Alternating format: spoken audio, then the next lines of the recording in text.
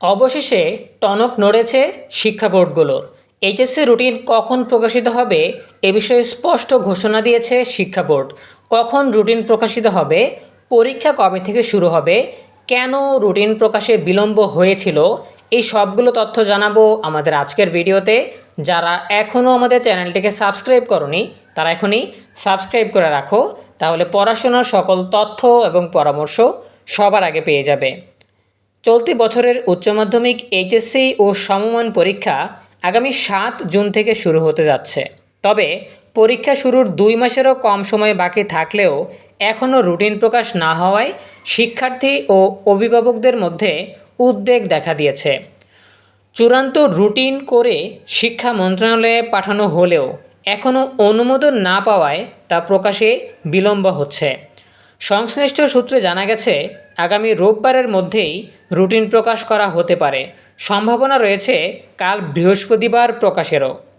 Board সূত্রে জানা যায়, গত 30 মার্চ 11টি শিক্ষা বোর্ডের সমন্বয়ে আন্তঃশিক্ষা বোর্ড সমন্বয় কমিটি ইতোমধ্যেই পূর্ণাঙ্গ রুটিন তৈরি করে শিক্ষা মন্ত্রণালয়ে পাঠিয়েছে।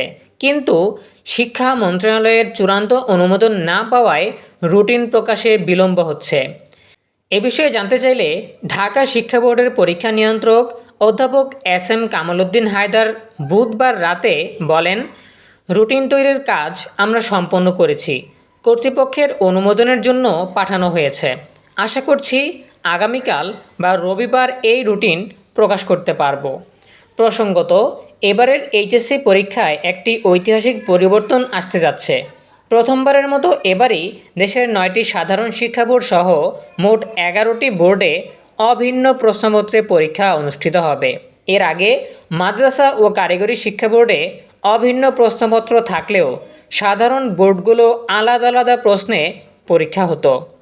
সংশ্লিষ্টরা মনে করছেন, সকল বোর্ডে একই প্রশ্নে পরীক্ষা নেওয়ার এই সিদ্ধান্তের ফলে প্রশ্নপত্রের মান ও মূল্যায়নে সমতা নিশ্চিত হবে।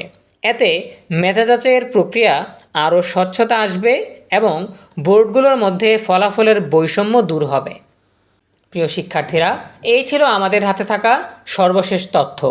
আশা করি তোমাদের অপেক্ষার প্রহর শেষ হতে যাচ্ছে। আগামীকাল তোমরা পেয়ে যেতে পারো তোমাদের রুটিন, অথবা রবিবার তোমরা নিশ্চিতভাবেই রুটিন পেয়ে যাবে। রুটিন নিয়ে আর কোনো কনফিউশন নয়, আর কোনো দুশ্চিন্তা নয়। এখন থেকে পড়াশোনায় বা পরীক্ষার প্রস্তুতিতে ফোকাস করো, যাতে পরীক্ষায় একটা ভালো ফলাফল নিয়ে আসতে পারো। দেখা হবে পরবর্তী আপডেট নিয়ে নতুন কোনো ভিডিওতে। সে পর্যন্ত তোমরা সবাই ভালো থাকো, সুস্থ থাকো, নিরাপদে থাকো এবং সবসময় ENUB চ্যানেলের সাথেই থাকো। তোমাদের সকলের জন্য রইল অনেক অনেক শুভকামনা। ধন্যবাদ সবাইকে।